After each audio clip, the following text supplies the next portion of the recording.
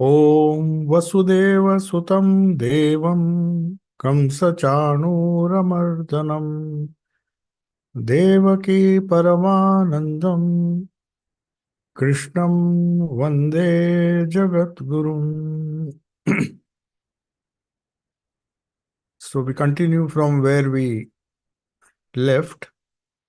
We were discussing verse number 5. We had in fact completed verse number 5, but I'll just recapitulate what we discussed in our previous fortnightly Bhagavad Gita class.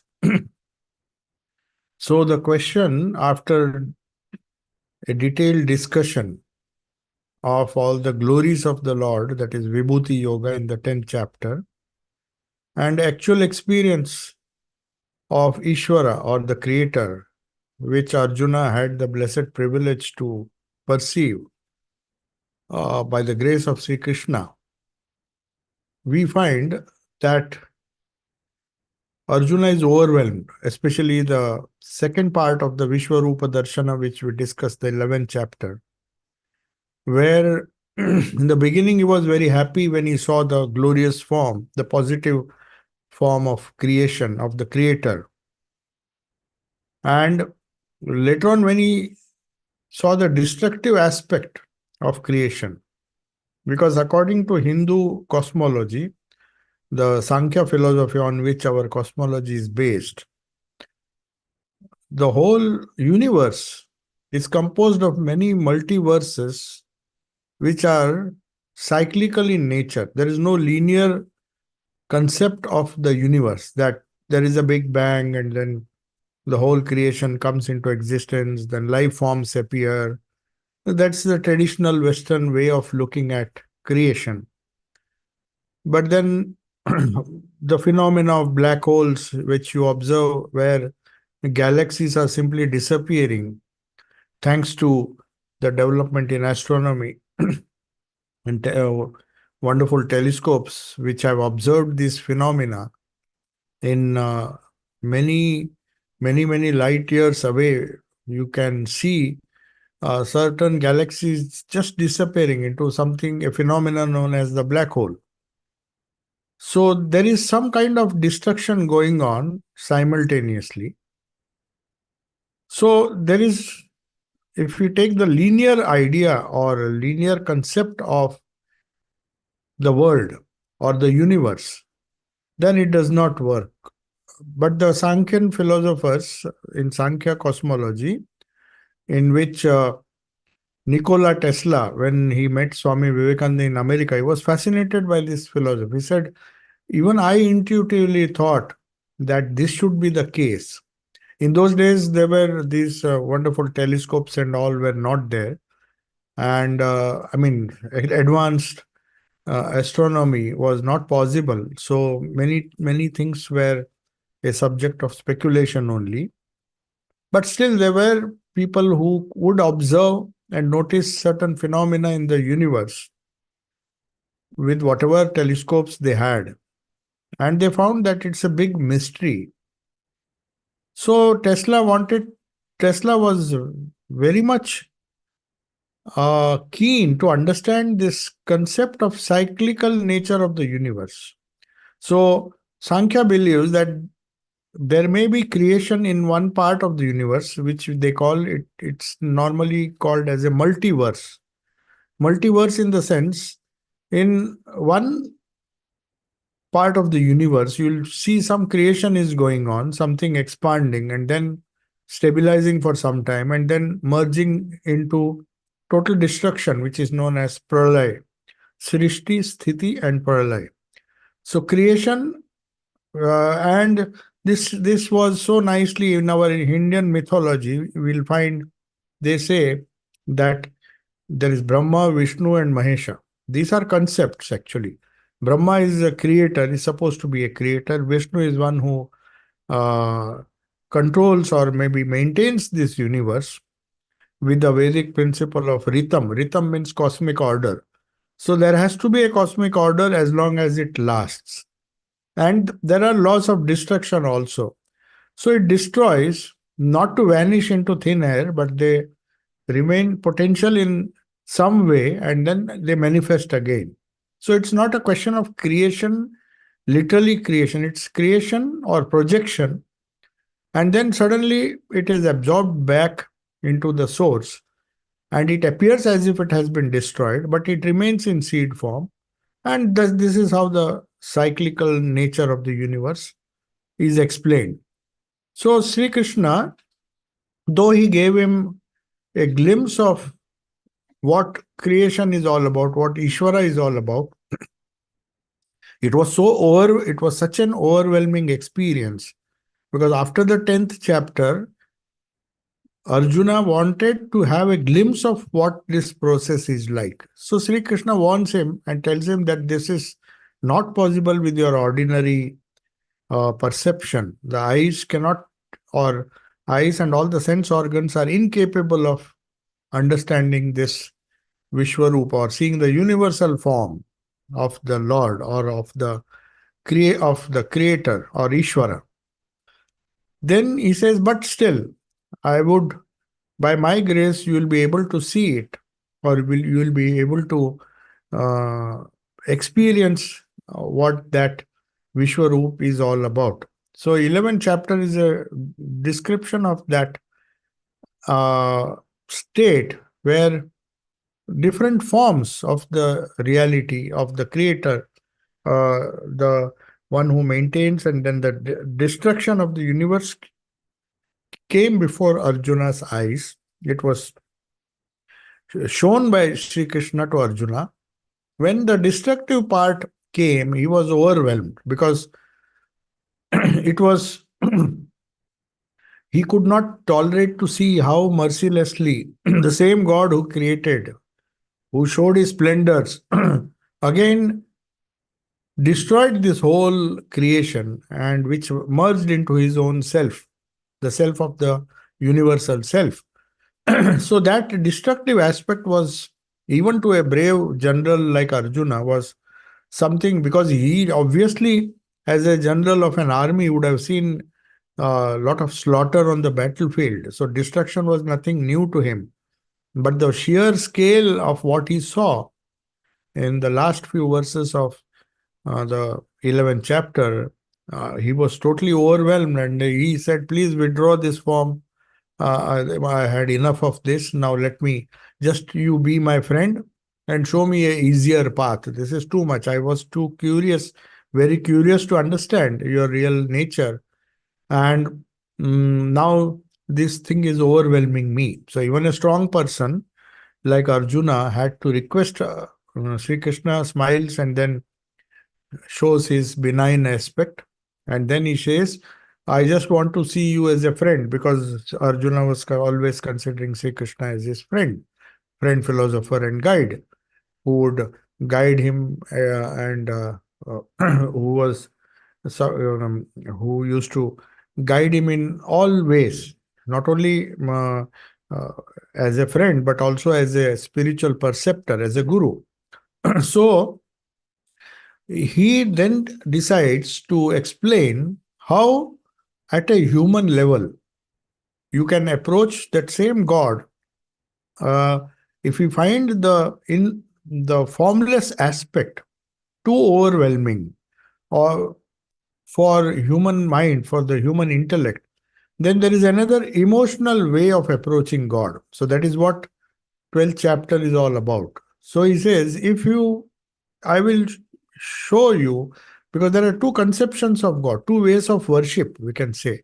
We worship the formless God, trying to decipher or trying to find out what is behind this creation, and try to find out the eternal formless reality through a path known as Jnana Yoga, where you are supposed to deny, you are not supposed to even consider the fact that the creation, maintenance, and destruction, this transitory phenomena, has to be ignored right from the beginning.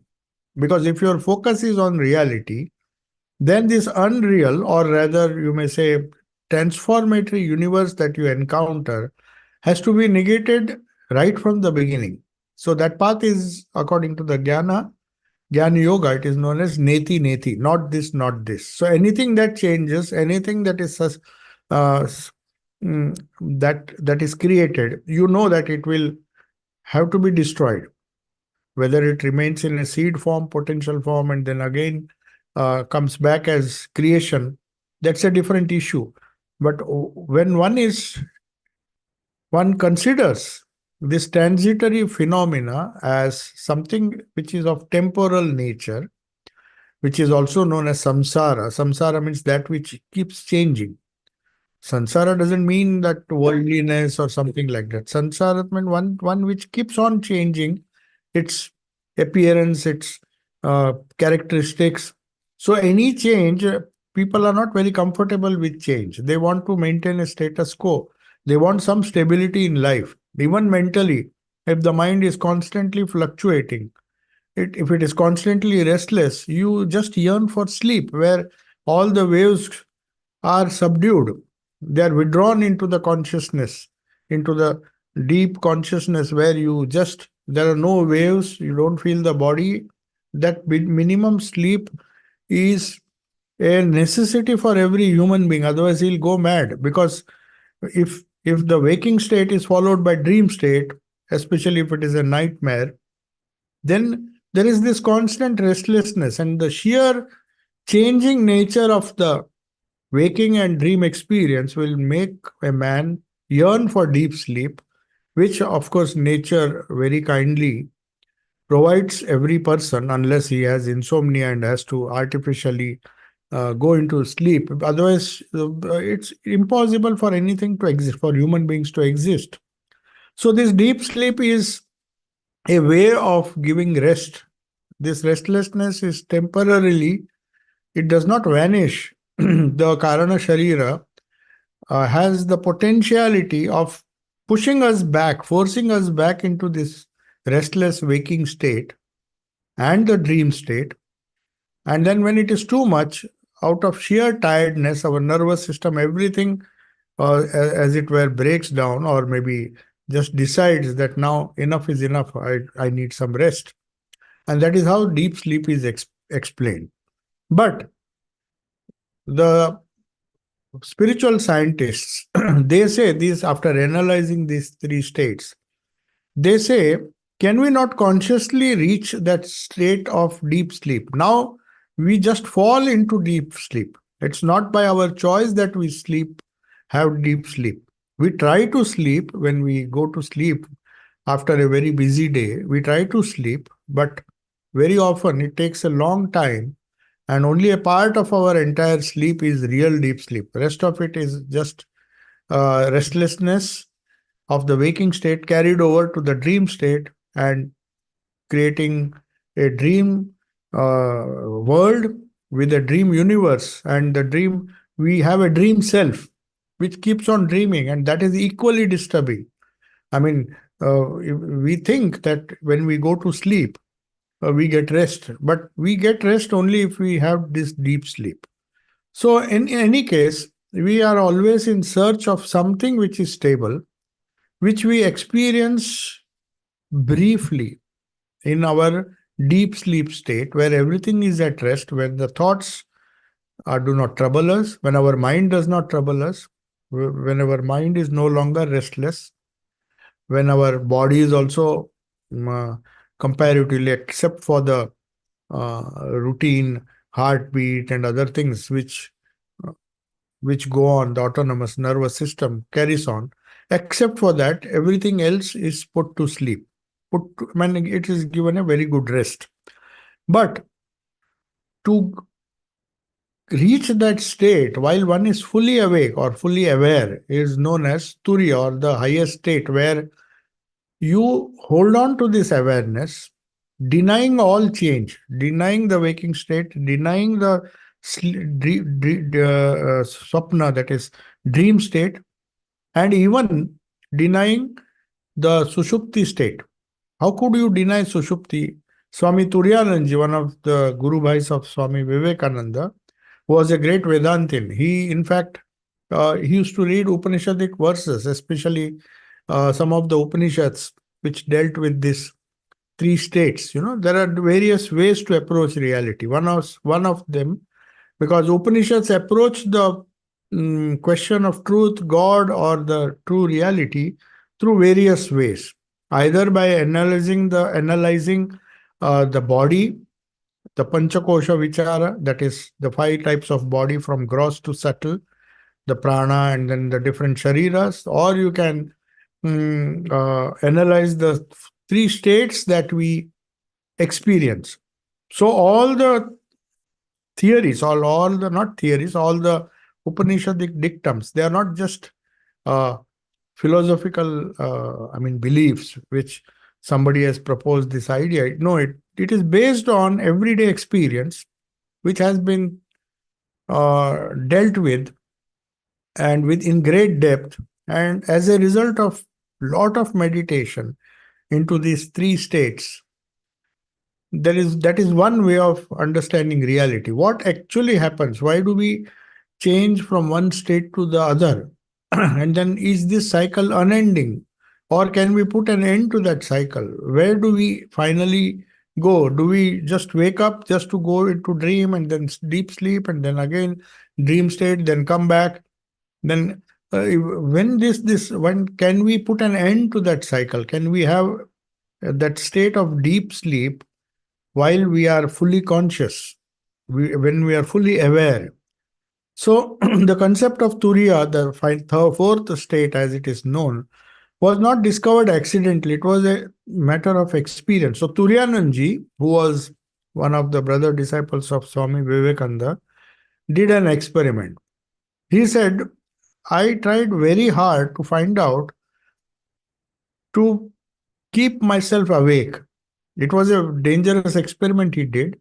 He just wanted to see that why should I pass through the dream state and then go into deep sleep. I want to see how a man falls asleep. It was a very scientific approach which he tried on himself, which of course Sri Ramakrishna later on warned him. He said, don't do this. You might lose your sleep permanently.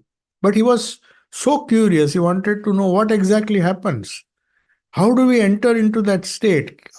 Can we be conscious when we fall into deep sleep? Or is it a mechanical thing which we just lie on the bed, we dream, and suddenly for a few moments we enter into that deep sleep state, and then again have some dreams and then wake up in the morning? So he wanted to see, and then he says, I came to a stage where I could consciously, he had obviously reached the Turiya state by deep meditation on the Upanishadic verses. He said, I came to a state where I found that I could reach that state when I was fully awake, fully conscious, and remain in that state for a long time. Later on, when he uh, compared his experience to the scriptures, the different Upanishads which deal with this, he understood that this is something which is known as the Turiya, that is the fourth state which the Upanishads speak of, when a person voluntarily or with full awareness enters into a state where he is in control of the whole, his mind and everything is fully under his control. So, the two ways of worship, now Sri Krishna is telling Arjuna, there are two ways. One is the question which Arjuna seems to have in his mind. Before he could express it, Sri Krishna is answering. Because he knew Arjuna will ask me this question. Because his idea was, what is your opinion? Which method should I follow? Should I follow the method of worship where I worship the formless God? Or just as you mentioned, the different aspects of Ishvara that you showed me, the form, God with form, with a body, with considering him either as an avatara or a Ishvara or some deity, a form which is similar to human form. If I meditate on that, is that path easy, or is the path in which I consider that same reality, though the background of that Ishvara is formless? So why should I not worship the formless God? So The question, which is anticipated by Sri Krishna, is if both ways of worship are the same, are one and the same, which are Sri Krishna says in the previous verse, that you can worship God as formless or you can worship him with form. So he says, may one adopt any one method according to one's liking. So the answer here, at least in this 12th chapter, is, at least for Arjuna, Sri Krishna says no. For the reason he is giving in the 5th verse. क्लेशो अधिकतरस तेषाम अव्यक्ता सक्त चेतसाम अव्यक्ता ही गतिर दुख देहवद्भिर अवाप्यते. The very simple way to find which method is good for me. So he is very clear right from the outset. He says greater is klesha mana, it is greater. Kleshaha, the trouble, adhikatara is greater of those avyakta asakta chetasam, means whose minds are set on the unmanifested formless God. Why it is difficult is explaining, because the embodied, the goal of the unmanifested is very hard for a person, for an embodied person to reach. If you think that you are bound by the body, if you feel yourself as a body more than you feel yourself as a mind or as a spirit, there are people who are fortunate enough to not have this body consciousness. For example, Totapuri, the Advaitin, the guru who taught Sri Ramakrishna Advaita, came from a place near Kurukshetra. The amount of exercises they were prescribed. He joined the monastery at the age of 8. So you can imagine, or maybe even a younger age. And the amount of spiritual sadhana or austerity they were supposed to perform, and he did it for over 40 years. When he came to Dakshineshwar as Totapuri, Puri is a title they give. It's a Dashanami order of Shankaracharya, who believe in monistic sadhana, in worshipping God as the formless, in his or in its formless aspect. So for them, the sadhana was, if you listen at their daily routine, right from childhood, this idea is continuously given to them that you are not the body, you are not the mind, you are not all the other states which you experience. To deny it constantly has been taught. And for that reason, they are asked not to stay under a roof throughout their life. Can you imagine? You have to stay under a tree. So that if there is rain, if there is heat, if there is cold, the body has to be made so strong or so tough that they lose the very idea. They're forced due to this tapasya or extreme sadhana which they were supposed to do, to even start practicing this formless type of meditation. That idea that I am the body has to vanish to a significant extent. Of course, you could not do it, but the effort was always there. That is why you see when he came, he always stayed under a tree. Can you imagine for 40 years not staying under a roof, whether it is rain or any. So that idea that one is an embodied being, if that is there, it is better to follow the second path. Worship God with form. Because you have a form, you accept that you have a body, you have to take care of your body, of your prana, of you're aware of all the different sheaths of your personality. So that personality cannot but imagine or accept God as a reality, as the formless reality who has taken the form for my sake, because of my limitations, because I cannot think of myself as anything but the body at this stage of my spiritual evolution. So he says it is very hard. The goal is the same. He will ultimately reach that same formless truth. The worship of God without form is very difficult for a sadhaka who is soaked in body consciousness. As he thinks of himself with form, he cannot help of thinking his God also with form. So Swami Vivekananda very jocularly, when he spoke of Jnana Yoga, he just imagined a hypothetical situation. He said, suppose a mosquito has to have a concept of God. We do not know whether mosquitoes have any idea of God.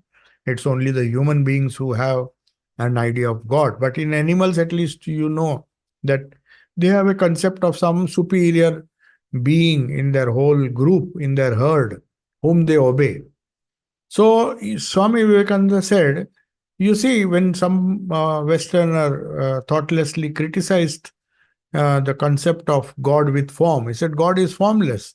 He said, yes, it's God is formless provided you are formless. Because if a mosquito, he gave an example, if a mosquito thinks of a God, it will be a large mosquito. If a buffalo thinks of a God, he has to think that my idea of God is a buffalo who's so powerful, so huge. So if a human being thinks of a God, so what is wrong if he thinks of him? That's why in our mythology, we are not satisfied with two hands. If we have two hands, God has to have four hands. Not that he really has. We just want to express the idea that he's not ordinary like us. He may have a form like us, but he's far superior. That's why we have three heads and four arms. These are all symbolic. This is the concept of God that we have to take as an hypothesis and try to imagine that that same formless God is represented by something which is very great, which I admire. That is why exactly the 11th chapter and the 10th chapter precedes this 12th chapter. There, in the Vibhuti Yoga, in the 10th chapter of Bhagavad Gita, Sri Krishna says, I will give you a glimpse of my glory. This is not my entire glory, but if you follow this principle and take it to its logical conclusion, you will get an idea. Vibhuti means the glories of the Lord. So when you think of a mountain, he says, among mountains I am Himalayas, because they are the grandest of all mountains. So don't meditate on a simple small hill here. Why don't you meditate on something which is the grandest in that particular species? Even when it says trees, among the trees I am Ashwatha. Ashwatha is a tree which lives for thousands of years. It doesn't die. It has an eternal nature, though it is not eternal, but compared to other trees, they have a long life. So also he takes one object after another, some objects, not, he cannot exhaust everything. He said, this is how you meditate on the greatest among the species. So, as Swami Vivekananda said, if a buffalo meditates, has a concept of God, if ever he has a concept of God, he can just imagine that it should be somebody like me, but much more powerful, much more strong, much more who has a huge capacity, who can control all the buffaloes. So, he has a concept of God as a buffalo. That's why we find that as we evolve, we have the Kurma avatara, we have the fish as an avatara, because this is how all the creatures, they want to achieve something great. They want to conceive of something great, far greater than them, to help them with all the limitations they are facing in the world, with all the troubles they are facing. They want somebody who is far stronger amongst their own species who can help them. That is why he says the worship of Saguna Brahman, God with form, is easy because, like those who worship Nirguna Brahman, the worshipper of Nirguna means he is bodiless. For that, you have to create a state where you feel yourself as bodiless. That advanced stage is not possible for all the jivas.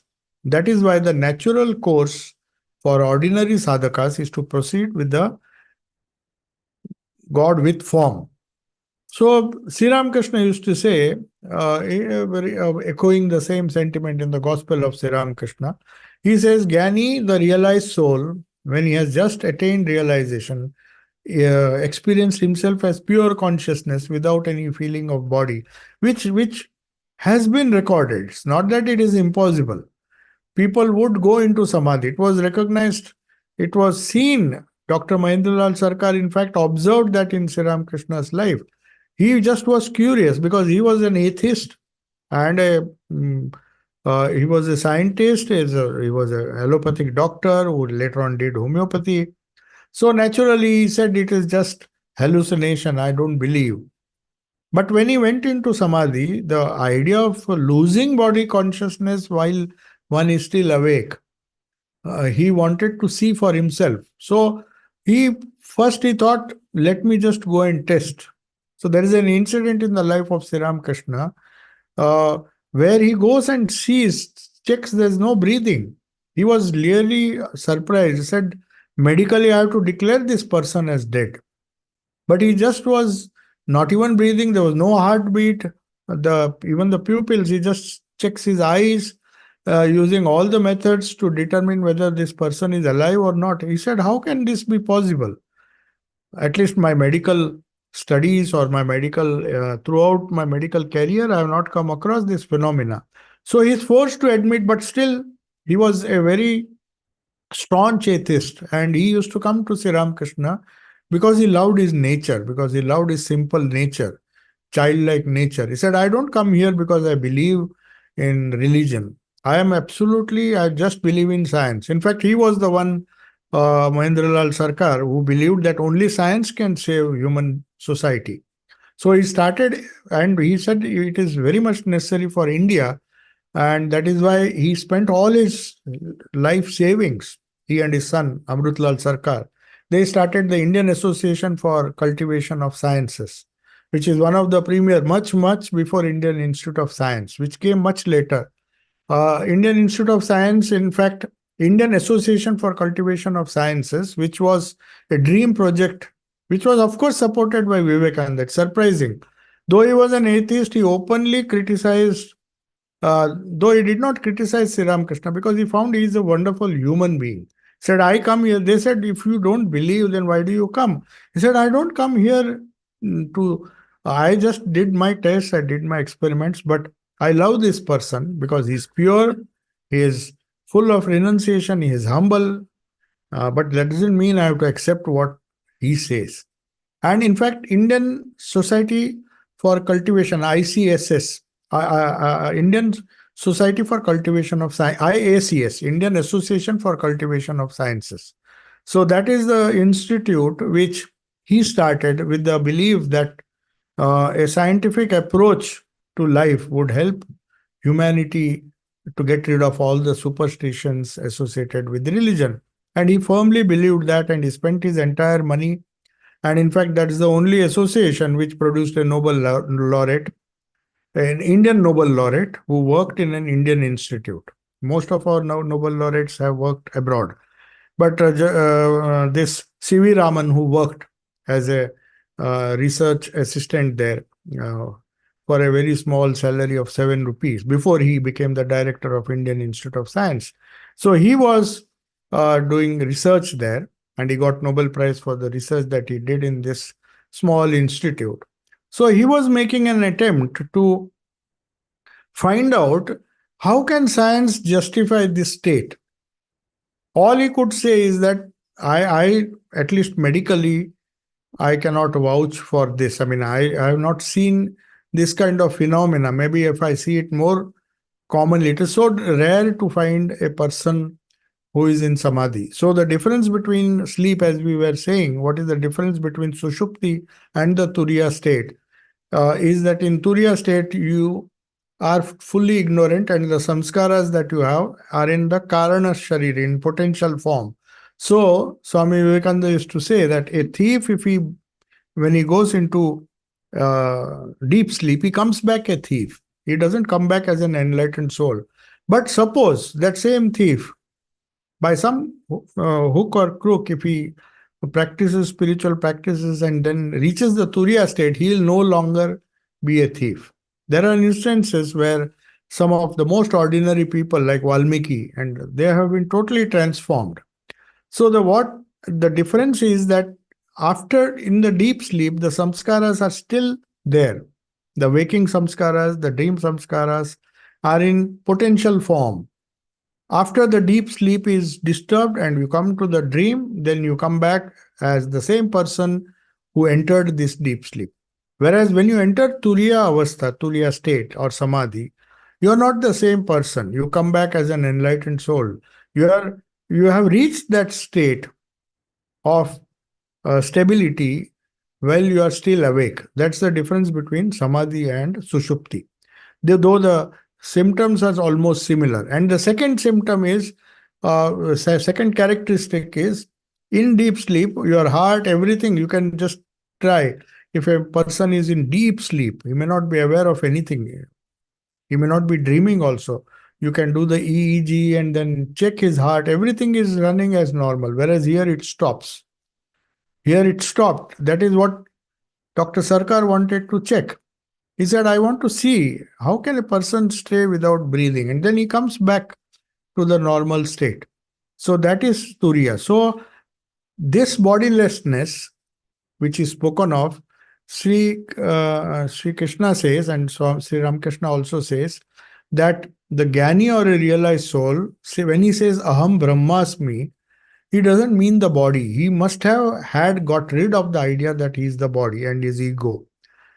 When he says Aham Brahmasmi, means I am Brahman, it's not, you can't say I am Brahman when you are feeling the body. But the body bound man should not say so. It is very harmful to say, like a Jnani, that I am Brahman, when actually he feels that he is a body, perceives he is a body. He is only deceiving himself and the world by such a statement.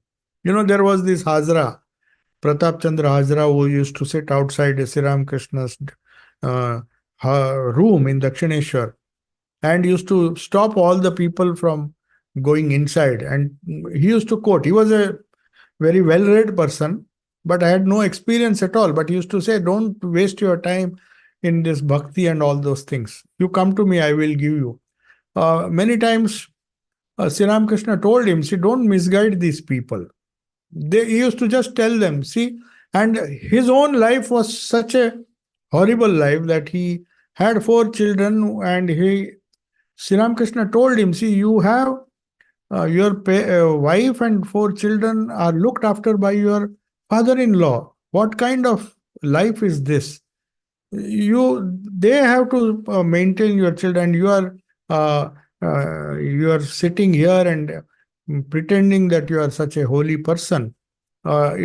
Shame upon you. So Sri Ramakrishna told him many times.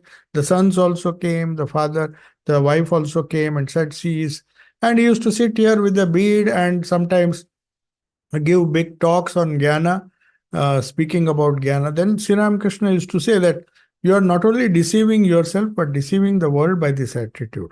So how should the sadhaka then? The question is answered from verse 6 to 12 in Bhakti Yoga. Arjuna, Sri Krishna gives a wonderful piece of advice. And perhaps he has categorized Arjuna as a bhakta here. Because he knew that here is Arjuna who is full of rajas, waiting to fight a battle, which he is encouraging him to do for the sake of dharma, without fear of death. And just go on doing your duty, because this is what you have trained yourself for. You have trained your body, you have trained your whole strength is dependent on your mental strength and physical strength. So how can you worship that Brahman? That is not the path for you. I'll teach you a much easier path, which is a path for all embodied souls, people who have the feeling that they have the body. Then he says, you have to go step by step. Verse number 6 to 12 is a gradual evolution of sadhana from the first step is Yetu Sarvani Karmani, means you have to do work. If you remember in the second chapter, third chapter, which is Karma Yoga, he said for you it is the path of work. You first do your duty with detachment. And when you qualify yourself, then you can start doing higher and higher spiritual practices. So even in Bhakti Yoga, he gives the same set of steps. He says, Yetu Sarvani Karmani, whatever work you do, not just the war that you are fighting now, but anything that you do, Mai Sanyasa, Mai means in me. Sanyasya, you renounce all the fruits of those actions into me. Mat Paraha, Paraha means regarding me as the supreme. Not just, you can't dedicate it to your wife or to anybody else. This victory you can't dedicate even to your uh, Pandavas. You have to dedicate it to the Lord. Then only it becomes Karma Yoga or Bhakti Yoga, a mixture of Bhakti Yoga and Karma Yoga.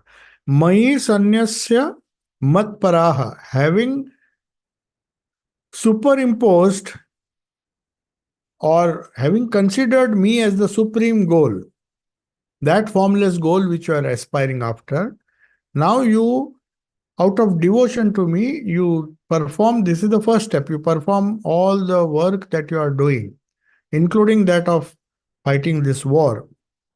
Ananyena means with single minded devotion. Not that it should not be, you can't do part of the work for my sake and then whenever it suits you, you do the work for somebody else's sake, to please somebody or to for some other purpose. If you do that, then it is not Karma Yoga. Ananyena eva yogena. Yoga means, in this case, yoga means with single minded devotion, with full concentration. So when we do work with full concentration, dedicated by considering the Lord whom we worship, he may be a Lord with form, he may be an image with form, he may be Ganesha, he may be Shiva, he may be any other God. He may be with form, but considering him to be supreme, that means he is that formless God who has come and assumed that form for my sake.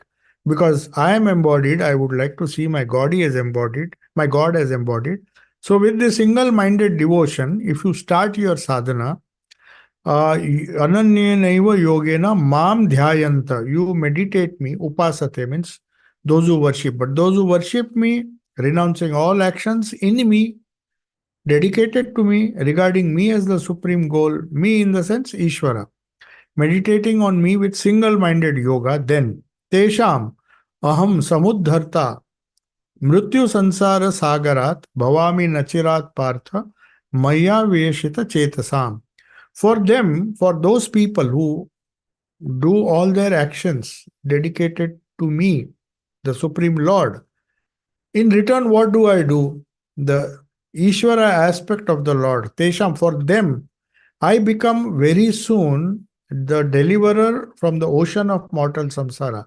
In in Indian philosophy, this world is compared to a big ocean where you are desperately trying to swim. Even if you know swimming, you need somebody, some boat to. You can't eternally go on swimming in this ocean. That's why it has been compared to an ocean, not a pond. Pond, of course, you can come and raise yourself and come on the bank. But if you are placed in a mid ocean, you need somebody to lift you, either a boat or someone who can lift you from that ocean. So you feel helpless. That is why they say Mrityu Sansara Sagarat. So Sagara is the repeated cycle of birth and death, which we are terrified of. In the 11th chapter, Arjuna was terrified by seeing all the people, all his relatives who were going to die in the battle, entering the ferocious mouth of Krishna, which he showed, the Vishwarupa, the Vishwa form, the huge form where all these people are crushed to death. So he says, just stop, I don't want to see more. This vision was not what I asked you. Everybody wants to see the pleasant side. But if there is creation, there is going to be destruction at some point. Anything that is born has to die. So that is known as Mrityu Sansara.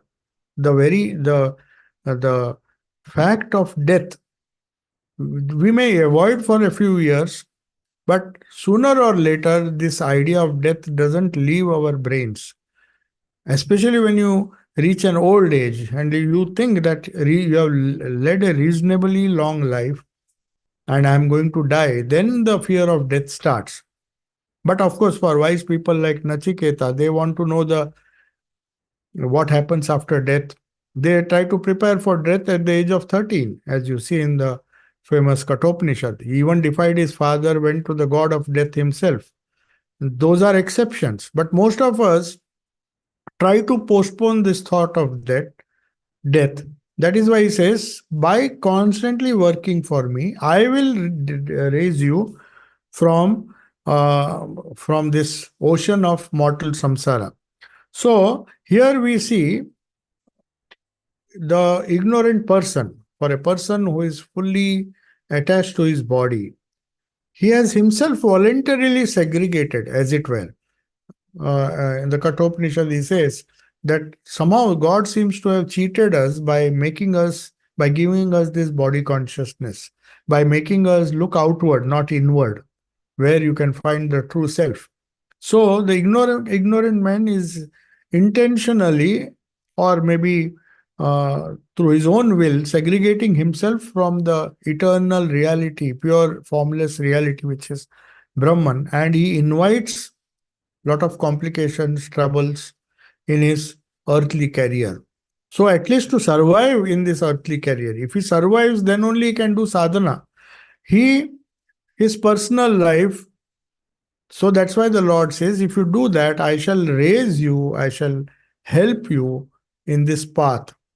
Remove the fear of death by, uh, because this is my sport, the different paths which the Creator has put before human beings. He is the only one who guides us. So that is why he says, know it for certain that if you worship me in even with a form, and dedicate all your actions to me, slowly I shall lift you from this ocean of samsara. So, how should the embodied one who is have a strong feeling that he is the body and the mind and the prana which is running the body, prepare ourselves for this state? We have to, each one of us has to think. Then he says, he gives a very simple method which is known as dhyana yoga or raj yoga.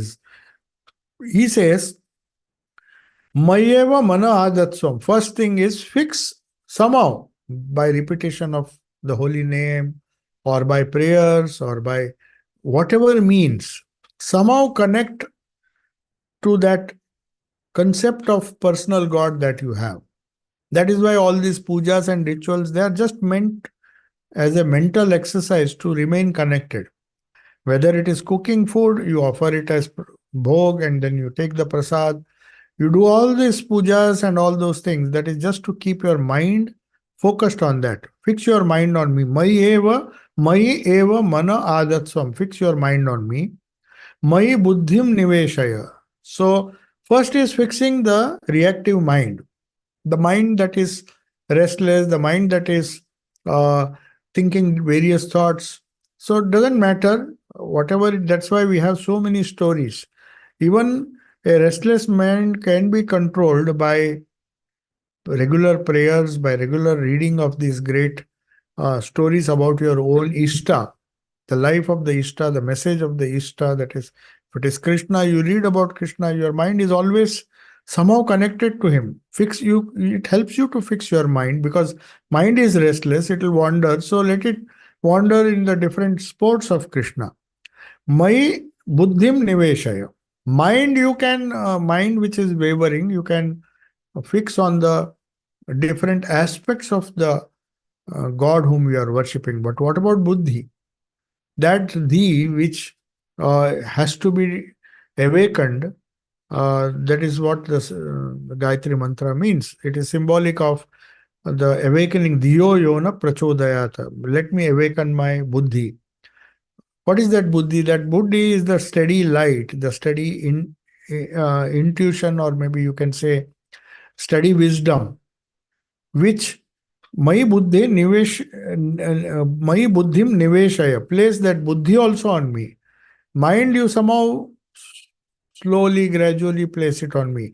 And when you develop that buddhi, that concentration, even that buddhi you place in me, thou shalt live. Nivashishasi mai eva. I can guarantee you that your mind, your soul also will live in me alone. Atha urdhvam means very soon. It may not be tomorrow, but very soon you will be part of my glory or part of my existence.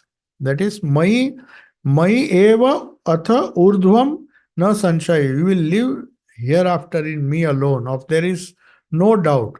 So to feel that, to have devotion, to express yourself through devotion, through your emotions, is known as the way of the mind. But to decide, to make the right choice, to fix your mind on him is the way of the buddhi or intellect. And then there are the inner subtle organs of the mind. So the subtle organs are trying their best to go out to their respective objects. You have to gather them through pratyahara and again focus the mind. It will definitely not stay there for long. It will go away, but then again by practice, again and again. So that is why Bhagwan Buddha, he said you don't even need a concept of personal God or impersonal God. In fact, he refused to discuss the concept of God. He said, whether God exists or not, you don't have debates about it, whether God is personal, because he saw there was a lot of discussion going on, and there are hundreds of concepts of God in different traditions, that he said, you're just shooting arrows in the air. Why do you bother about something which is not there? So, did he believe was he an atheist? No. When he was asked if there is a God, he said, did I say there is a God? When he was asked, so that means you don't believe in a God. He said, did I say I don't believe in a God? His point was, don't involve yourself in useless discussion about whether there is but there is a mind. Whether there is a God or not, there is a mind which you are experiencing now, here and now. And that mind is the source of all trouble. That mind is the source of all suffering. That is his great discovery. He said, take care of the mind. That is exactly what Sri Krishna is saying. Only thing he says, because your path will be easier if you have a personal God, fix your mind on him, fix your buddhi on him. So, in that way, by control of the mind, just as Buddha said, you will reach nirvana, here you will reach moksha. So, Sri Ramakrishna explains it in a beautiful way. He says, see, you just can't get rid of your mind. As some of the Buddhist schools, they just want to make their mind empty, blank. They said these thoughts are the root of all trouble. So let us attain that thoughtless state where you will just encounter nirvana or encounter the self. They don't even call it a self. That freedom, that bondage simply goes off if you stop the thoughts. But Vedanta has a different approach. It says man is born with two tendencies. This has been nicely told by Sri Ramakrishna. He says there is a Vidya Maya or Vidya Guna and Avidya Guna. Both are there. The same mind which binds you is the same mind can unbind you, it can give you freedom.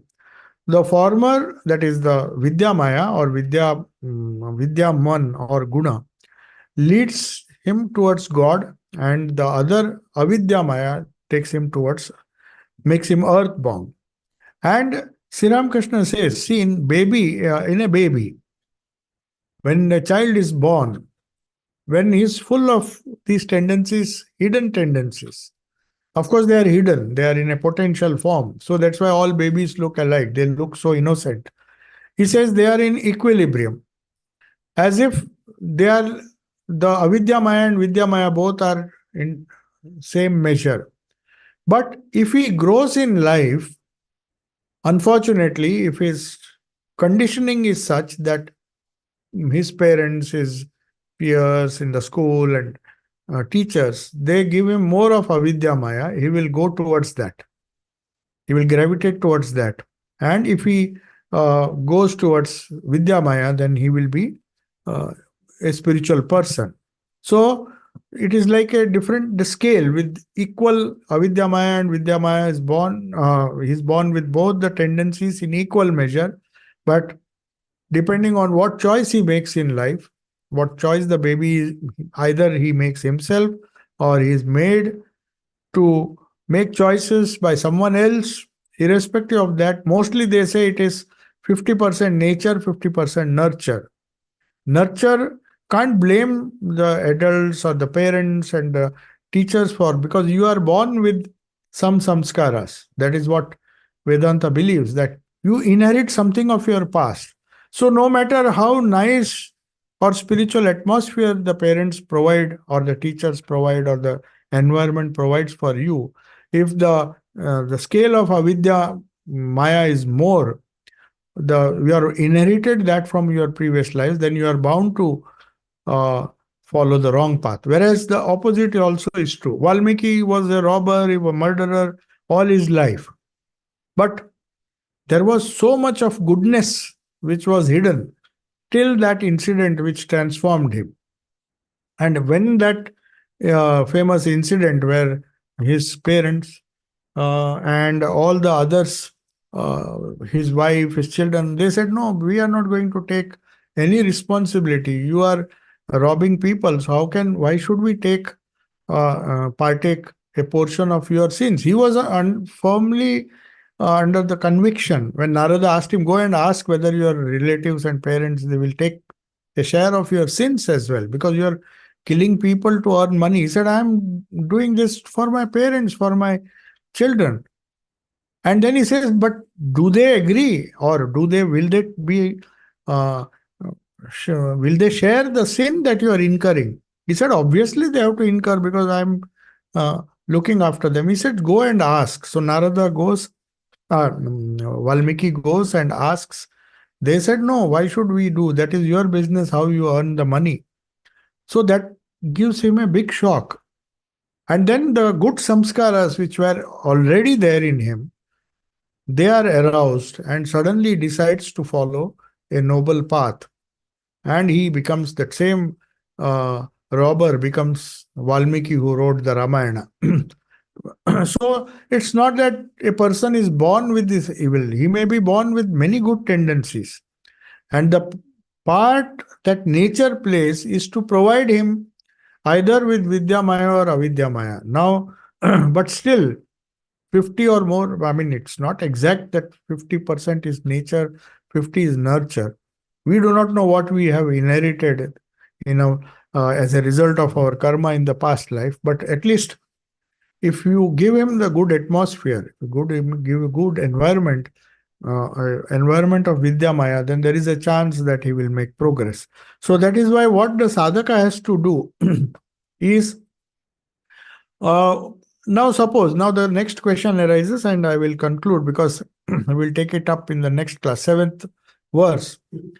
Arjuna, Krishna is anticipating. Now, Arjuna will ask him this question. He said, "My mind is not staunch or steady in the pursuit of God. You are telling me about this Vidya Maya, but I don't think I've inherited a lot. My whole life was spent in Avidya Maya." The Vidya Maya that you are speaking of, maybe it was given by our Guru, that is Dronacharya, and other Gurus, our parents. But unfortunately, we paid more attention to the Avidya Maya. So what am I to do now? Am I lost? That is the question which Sri Krishna is anticipating that Arjuna would ask. So he says, "Atha chittam samadhatum na shaknoshi mai sthiram." He says, suppose you are not able to focus your mind. I told you the easiest way is to repeat the name of the Lord, say the prayer, somehow fix the mind on me, and then I'll take care of the rest. But if I am not able to do it, then what shall I do? Atha chittam. Chittam means the mind. Samadhatum means I am not able to fix. On what? Na shaknoshi mai sthiram. I can't make my mind steady. Then you can resort to the technique of Abhyasa Yoga. Abhyasa Yogena tataha mam ichcha aptum dhananjaya. If you are not able to fix your mind steadily on me, effortlessly. Some people are effortless. I mean, like Narendra, when he was young, the moment he sat, closed his eyes, he would go into deep meditation. He was not even aware of the snakes coming. All the other children of his age, they started running away. And then they shouted, but he was lost in meditation. So some people are able to focus. But if you are not able to do that, fix your mind steadily on me, then seek to reach me by Abhyasa Yoga, through constant practice. Now, what that Abhyasa Yoga we discussed, I think we have discussed this in the last class. This whole thing is a recapitulation. Sri Ramakrishna gives the example of a dog. When a man was rearing a pet dog and allowing it, as is very usual, either dogs or even children, we indulge some kind of undue indulgence we resort to. And the dogs, they come and sit on you, and a learned visitor comes to that house. And just as he used to do, and he was very fond of, the master never shouted at him. He would just come and sit on the lap even while he was eating, and he was doing. Then the guest who had come, the visitor, he said, "This is no good." He said, how you have not trained the dog properly. And thenceforth he gave the knock every time the dog jumped to lick his face. The animal was not slow to find that the master did not approve of his jumping and on his lap every time. So it had to change its habit accordingly. Similarly, repeated blows in the form of counter thoughts. In Patanjali's Yoga Sutra, there is a technique known as uh, when there is a particular feeling or a particular thought, you have to counter it with a term known as Pratipaksha Bhavana. Bhavana means feeling. Pratipaksha means opposite feeling. So fear has to be countered by a feeling, forced fearing, forced feeling of fearlessness. Fearlessness, because when Mahatma Gandhi was very young, they say his mother or grandmother, somebody told him, he was terribly afraid of ghosts because a lot of ghost stories were told to him. So whenever it was dark, so his grandmother gave him a very good idea. He said, whenever you are forced to go alone in the dark, you repeat Ram Nam. And he says that became a habit. So it is like giving counter thoughts that there is the Lord, and if I repeat his name, I will, I can get rid of that fear. So that fear automatically goes it. So that is a course which is open to Abhyasa Yoga, means go on persistently giving counter thoughts, Pratipaksha Bhavana, which can counter your weak thoughts and establish these good thoughts, which can counter avidya maya and establish vidya maya in your personality. So, is there any other course? We come to verse 10, which we'll discuss next time. If suppose I am still not able to do it, Abhyasa Yoga is also beyond my control, means beyond my capacity. Anticipating such a question from Arjuna, he says, if my mind does not submit to even Abhyasa Yoga, the next course is Abhyasopi Abhyase api असमर्थोसी मत्कर्म कृत परमो भव मत्कर्म परमो भव मदर्थम अपि कर्माणि kurvan samsiddhim avapsasi. So he says, if you are unable to even practice this Abhyasa Yoga, just do all the actions for my sake. And even by just performing all your routine actions for my sake, you will attain the same perfection. So we'll conclude. Om Shanti Shanti Shanti. Hari Om Tat Sat. Sri Ramakrishna Arpanamastu. Questions, sir? No, I think there's no time.